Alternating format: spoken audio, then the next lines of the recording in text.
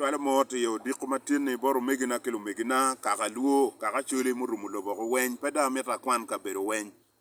kama initi ye ma iwinyo lok ma anati lokone gam mot ma mega ki chwiny maleng amor wuno weny ang'eyo peko ma wano ti ye ang'eyo peko ma wano ti ye ka winyo la diet mo mala ming madong konye peke loba chuli puru a kiguru en uno atamo ni kori tae moni ma eno ruko makwane wak tae men nyuto smartness kar tae eno bero tae la chara chuli tae eno ni meaning etiene pot pa neko jolangi utum pot pa neko chuli utum pot pa neko lugwaro tuma luge maril kakwa pot pa neko ge utum pot pa tuwe nate bora chuli la buo magiti ya Bim district pot pa tuwe nate bot jaluo me Kenya achuli me Kenya pot pa tuwe nate bot ge pot pa neko ge utum kara tae uma kwa morugo enene meaning gina kita eno ne iya dala dit ino mier bene wat dogini lutena chulo mier go gik lok me tiki social media go lutena chulo mier go gik lok me tiki Facebook unyo YouTube ini ngeo ngoma kubere chane lutena achuli gitika lueta kere wek olo ginene wilobo ka en pe Facebook eno ne ka en pe YouTube eno ne kubere chane ini ngeo lutena chula di ma olo at least gitika chulo kwan pa lutena gi kilok me Facebook ingeo la diet we money kichuni idwa kama part kai no ne do lara dada ma mero jwato ki wi achuli mero jwato ki wi langi mero jwato ki wi alu mero jwato ki wi lugwara ka kwa amadi mero jwato en kichuni mapo ma de no ne don paramo bere longe we doge dok tung borlo rokama ini ke ye I'm sorry me wacho lep enone my fans ento chunyo chuero lutino wa umegi wa gitugo sport i level malamal Northern Uganda Long South Region West Nile Region gitugo sport South Sudan achuli mamegwa magiti South Sudan gitugo sport i level mokiken ento yo peke kamo mier go cheri ye peke kamo mier kitel wigi ye peke en social media chelle Facebook a chelle YouTube a chelle TikTok a chelle ene tika konyo lutini wa weko oluginen ya watiki lutuko mabejo ya chuli team watiki lutuko mabejo Long team watiki lutuko mabejo i West Nile watiki lutuko mabejo ya lu Facebook a tika nyuto ne la dit ana mero penyi mwakadi ma ini beri tele loba chuli mok ira chaden uno lungwe sport pere gulu lungwe sport pere lao lungwe sport pere kit gumpa de apaj kabiru mapapat lungwe sport pere i West Nile Region adi ma uno chwalo gi makubere giti England giti Norway giti Canada giti katugo Olympic ilobo mapapat adi ma uno chwalo gi kai gomo dogi inoro ki dogi ni ki wai beru chalo me rato pi matot ka bere ngamo ki dogi kere koma chuli kun wuna elo marremo pa chuli uno tamani dano pe ng'eyo dano ng'eyo gine en walo tieno made tieno ma wano nywalo gi ng'eyo ng'a mocharo tin kaka chuli uweka chuli tin ti peko uweko langi tin ti peko uweka lu ti peko uweko kakwalu gwara madi gi ti peko en wuna ke oro wunne ochero katimo rally i West Nile wuna ke oro wunne ochero katimo rally ilao ilera pa di kwena gi kara no tika wrecking kitma langi gi tika developing kere anga ma pengeo gine enone petting ngato mo matia Guinness Museveni waka wechiching tin teka ine dwa ko mer report me miyo mo bot is excellent Museveni kedi Christa matia Guinness in o kona nga ana chako bera Guinness president ni konki ngona matie ma waka bet Guinness president Museveni ngona matie kere wa pa recharge mo matinge atatie kit anne na rom chako bera Guinness president Museveni ngat ma waje ni lao ti against President Museveni ngat enone la neko wi ali ngat ma waje ni acholi ti against President Museveni ngat en la neko wi ali ngat ma waje ni West Nile Region ti against President Museveni that one is a killer in a secret one security me Uganda win an mabe There's nobody against His Excellency Museveni. No one. Even in Lao South region, no.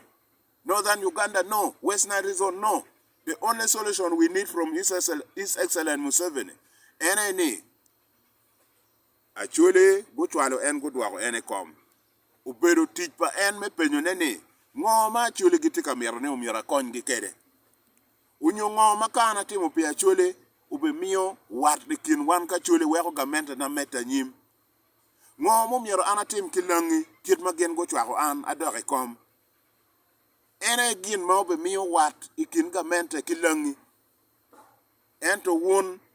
wun lutela wama otika bino in Northern Uganda, modore Lao South region, modore West Nile, wun lo gopa. Una oti loko maraj what His Excellency Museveni. Karcha kongana be waje lokene. There's nobody against His Excellency Museveni. There's no one against NRM government. Wun lo oe wuna oti against NRM government. Mano kata chake ki komu. Una utika loko gobe kom lutini padano weko kidneko lutini padano kuri me bino itero I kichuni mu gom jalo giwia don arlegane kay beru ka wayni lutino padano mi report on social media inde promoting lutina di ke lao promoting lutina di ke West Nile region promoting lutina di ke Northern Uganda lutino watu ko sport giti pero lutino wati chan ngarumo maromo supporting gen pere nino chane wakelo One Luo TV tika nyuto mer film pa Jackie Chan gi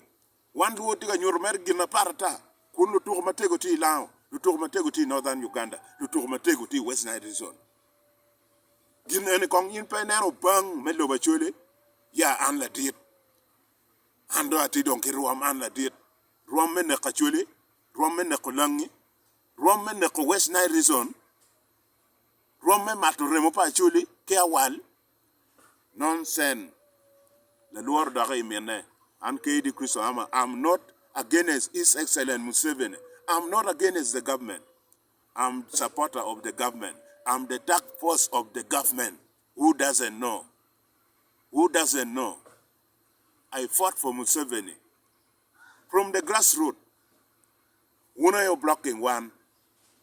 Dak una yo tika loko ni mano aki helare man kono aki kwen man tina logo a logo t-shirt me vita FC